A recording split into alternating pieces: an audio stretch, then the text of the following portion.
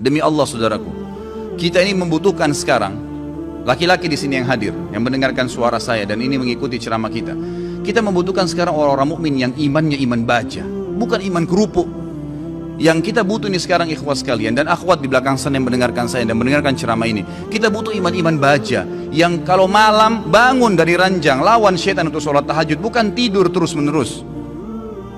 Kita membutuhkan iman baja ikhwas sekalian dan akhwat sekalian yang pada saat azan ke masjid, sholat, apapun tantangannya.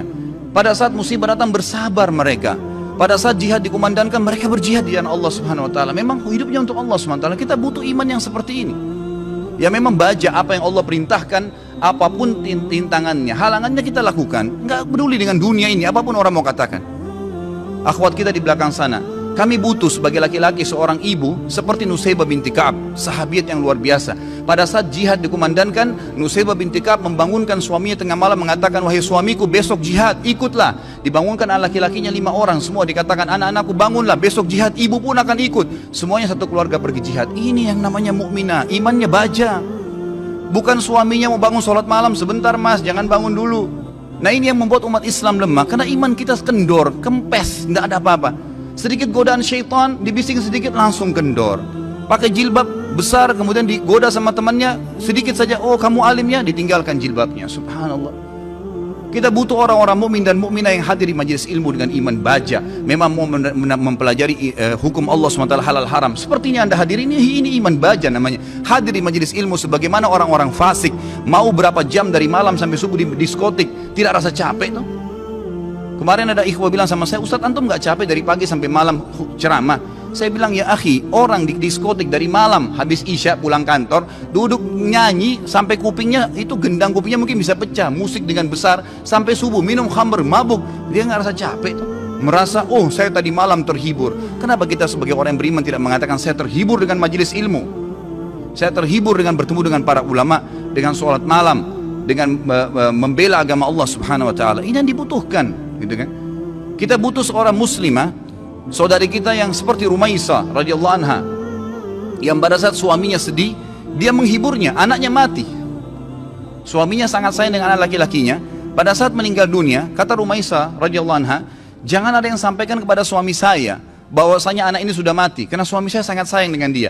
Waktu suaminya pamit pergi ke masjid, sholat maghrib isya, pulang habis isya, Rumaisa berdandan, pakai minyak wangi, masak masakan yang enak sekali, lalu dilayani suaminya. Begitu pulang, suaminya diajak makan, digodain, dirayu sampai berhubungan badan. Setelah puas suaminya kenyang, biologisnya selesai. Perhatikan wanita mukminah yang faham di mana dia letakkan godaannya, imannya membawa dia bagaimana untuk bisa menghilangkan kesusahan suaminya, bukan jadi beban bagi suaminya.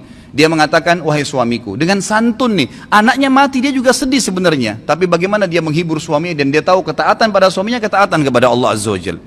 Apa yang dia bilang? Wahai suamiku, bagaimana pendapat anda kalau seandainya tetangga pernah pinjamin sesuatu, lalu saja tetangga memintanya, pemiliknya minta benda itu, apakah kita akan mengembalikan? Kata suaminya, tentu saja, itu hak orang. Kata Rumaisa dengan tenang, dengan sangat luar biasa kasih sayang sama suaminya, dia mengatakan, wahai suamiku, kalau begitu berharaplah pahala dari Allah, karena ya, Allah SWT yang menitipkan anak kita telah mengambilnya. Suaminya langsung marah mengatakan, kenapa kau tidak cerita dengan saya, wahai Rumaisa? Kau membiarkan saya memakan makanan, menikmatin tubuhmu, lalu kemudian kau memberitahukan setelah itu bahwasanya anak kita mati, gitu kan? Dengan sangat tenang. Lalu kata Rumaisa, itulah yang saya ingin lakukan untuk menghiburmu. Lalu kata suaminya, saya akan laporkan kepada Nabi SAW. Suaminya pergi ke Nabi SAW malam itu, berkata, ya Rasulullah, begini yang terjadi. Nabi SAW senyum, ya, lalu berkata, apakah kalian berhubungan malam itu?